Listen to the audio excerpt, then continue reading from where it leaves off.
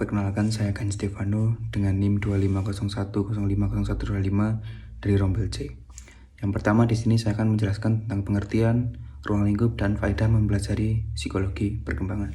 Psikologi perkembangan adalah cabang dari psikologi yang mempelajari tentang perubahan perilaku manusia, kemampuan manusia mulai dari awal anak-anak, dewasa, hingga lansia. Ruang lingkup dari psikologi perkembangan meliputi yang pertama, fisik, yang kedua kognitif, yang ketiga emosional, yang keempat sosial, yang kelima bahasa, dan yang terakhir adalah moral. Fungsi dari mempelajari psikologi perkembangan adalah yang pertama, membantu kita menentukan karakter dari peserta didik. Yang kedua, membantu kita nanti sebagai guru menentukan metode pembelajaran yang tepat.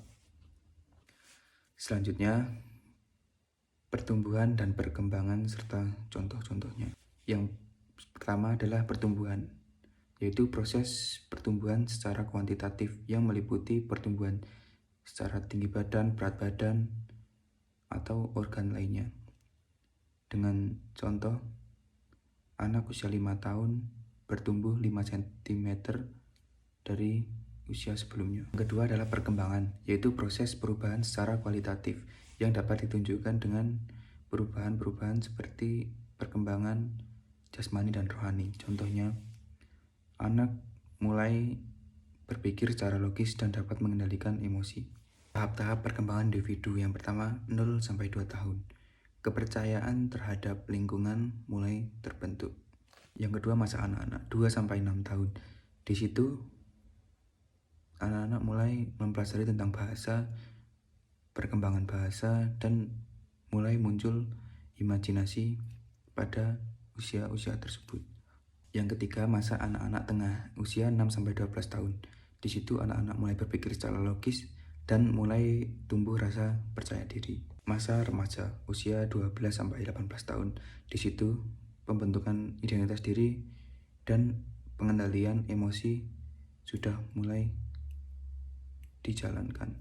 Saat dewasa, di situ kita fokus pada hubungan sosial dan perkembangan karir yang sudah kita buat dari sejak remaja. Selanjutnya adalah kecerdasan. Kecerdasan adalah kemampuan individu untuk memecahkan suatu masalah, berpikir dalam menyelesaikan suatu hal.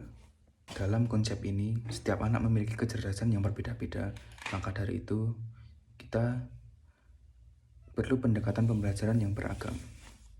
Selanjutnya ada perkembangan kognitif. Perkembangan kognitif adalah proses perubahan kemampuan berpikir, mengingat, memahami, dan memecahkan suatu masalah. Menurut Piaget, tahapnya meliputi yang pertama, sensori motor 0-2 tahun. Yang kedua, praoperasional usia 2-7 tahun. Yang ketiga, operasional konkret usia 7-11 tahun. Yang keempat adalah operasional formal 11 tahun ke atas. Contoh, anak SD mulai memahami konsep sebab akibat, berhitung, dan klasifikasi benda.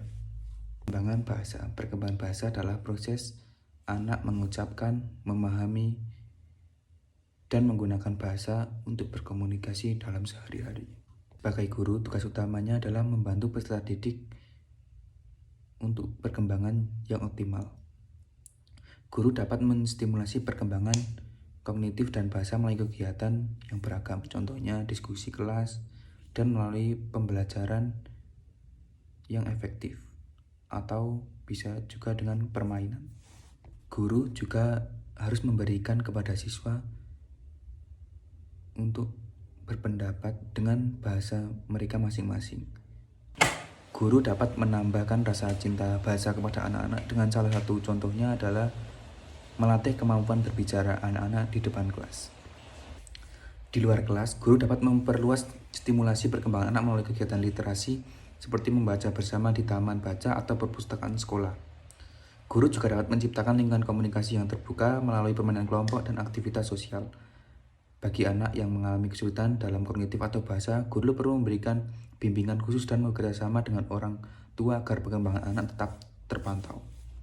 Sikap terhadap perbedaan kemampuan anak. Perbedaan kemampuan anak adalah hal yang wajar dalam konteks kecerdasan, komunikasi, dan keterampilan. Karena setiap individu memiliki potensi latar belakang yang berbeda-beda. Faktor penyebabnya dapat berasal dari mana saja, dapat berasal dari genetik atau bawaan, faktor tempat tinggal lingkungan, atau faktor gizi dalam anak tersebut. Anak yang mendapat stimulasi dan dukungan yang tepat cenderung perkembangannya lebih cepat, baik dalam hal berpikir atau dalam hal berbahasa. Sebagai calon guru, penting untuk menyikapi perbedaan ini dengan bijak. Guru sebaiknya tidak membanding-bandingkan siswa, melainkan menghargai setiap perbedaan yang dimiliki oleh siswa. Penerapan pembelajaran dengan kebutuhan dan kemampuan anak perlu dilakukan. Anak yang memiliki kesulitan harus diberi bimbingan supaya anak tersebut dapat percaya diri dan jangan terlalu memikirkan apa yang menjadi kekurangannya tersebut. Cara untuk anak yang unggul harus diberi tantangan agar anak tersebut dapat berkembang dan tidak cepat bosan. Guru juga perlu bekerjasama dengan orang tua siswa karena guru harus memastikan di luar sekolah anak tersebut mendapatkan bimbingan yang tepat. Dengan cara ini, setiap anak akan merasa dihargai dan memiliki kesempatan yang sama dalam berkembang sesuai potensinya mereka masing-masing.